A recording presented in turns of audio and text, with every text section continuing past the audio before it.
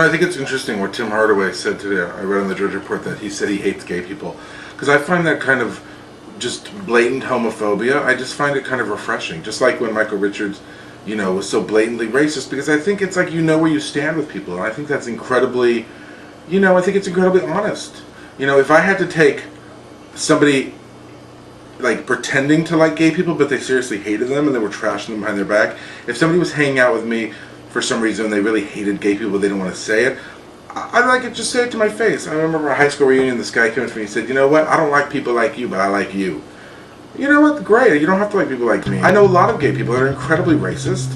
I know a lot of black people that are racist. I know Chinese people that hate Koreans. I mean, it's so rampant, and it's like, at least with Michael Richards and, I don't even know his name, Tim Hardaway, at least, and Mel Gibson, at least you know where they stand. I mean, you know who those people are. You know Mel Gibson's an anti-Semite.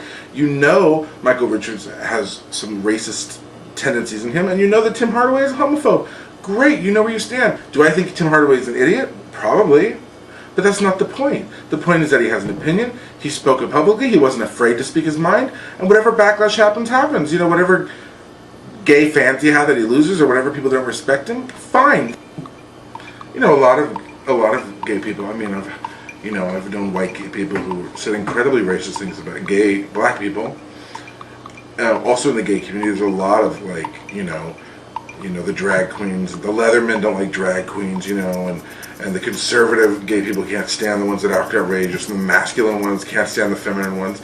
There's so much division within, the gay community itself, that for someone to say, I hate gay people, it's really just blatant honesty. Anyone who's going to be offended by this comment is really probably retarded. And people are afraid to talk about race. They're afraid to talk about their homophobia. So I think people should talk about it.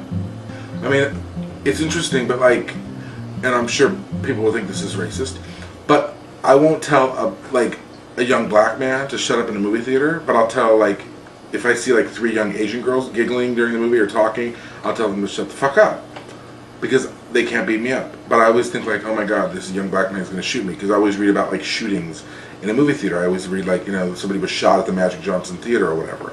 So it's probably a negative stereotype, but that's what I always think. I always think, I don't want to say anything. But 3 Asian teenagers, I'm I could kick all their asses.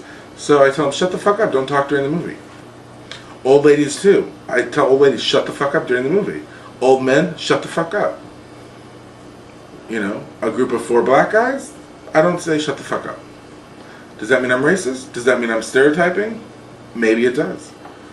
Or is it just self-preservation? I don't know. I mean, the thing about Tim Hardaway, which is interesting, is that I'm sure he knows. He probably knows so many gay people he doesn't even know are gay. GLAAD Media, when they got that thing off the Super Bowl, there was a commercial where these 2 guys kissed. That commercial wouldn't even been on the Super Bowl 5 years ago. That shows how things have, the progress that we have made. And instead of what GLAAD Media should have done is they should have sent out a press release the next day saying, "Isn't this great? Two macho guys kissed in a car garage in a Snickers commercial, yesterday." But instead they sent out a thing saying, "Pull the ad." Brokeback Mountain was about 2 guys that came together sexually and they didn't really understand what they had. And that's exactly what they had in the Snickers ad. These 2 guys kissed and then they kind of flipped out. It's the same thing. That Snickers ad and Brokeback Mountain are the same thing. But GLAAD gives Brokeback Mountain awards and they want the Snicker ad off the thing. They don't see their hypocrisy. They are so stupid. Those people at GLAAD, I don't know them individually, but as an organization, they're morons.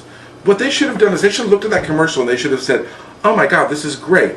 Two masculine-looking guys are kissing on national television. They're going to run this ad every single day, and it's going to continue to just break down barriers and make homosexuality something that's no big deal." And instead they flip out and they want the ad taken off the air. I bet there's a lot of straight organizations, religious right, that would want that ad taken off the air as well. And what they've done is they've lined up with people that want to keep homosexuality in this box. Who knows what his statements will bring about? But you have to trust the process. You have to trust the democracy of free speech. You have to trust it, not shut it down. That's what I believe.